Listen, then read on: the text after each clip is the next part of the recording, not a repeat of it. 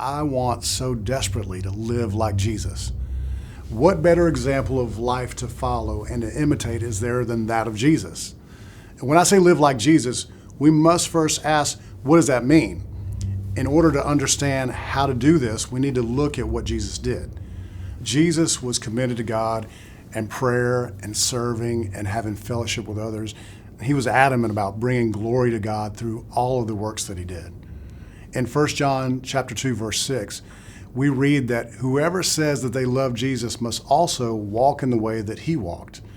This means that we must be imitators of Jesus. Jesus showed us the ultimate example in how to live life and bring honor and glory to God. In the lyrics to Live Like Jesus, I consider the character of Jesus. Friend of sinners, rich and poor, knows that a soul is worth fighting for, tender-hearted, spirit-filled, standing with you when no one else will. These lyrics reflect how I long to act. A story that inspired the lyrics to this song is the story of Jesus washing his disciples' feet. In biblical times, washing someone's feet was a sign of hospitality. Typically, the servants of the household washed a guest's feet. In the place where Jesus lived, many people wore sandals as shoes, and it was very dusty, so people's feet would need to be washed when they entered into a house. When I read that Jesus washed his disciples' feet, I'm reminded of how Jesus lowered himself. He chose to serve rather than to be served.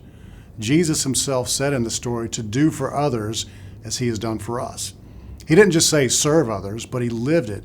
He didn't just talk about it, he actually did it. So if we want to live like Jesus, we must serve others. When I keep thinking about the things Jesus did, I remember how he often went out of his way to meet people where they were. A great example of this is found in John 4 with the story of the woman at the well. Jesus was on a journey, and when he had to pass through a place called Samaria, he met a Samaritan woman at a well outside of the city.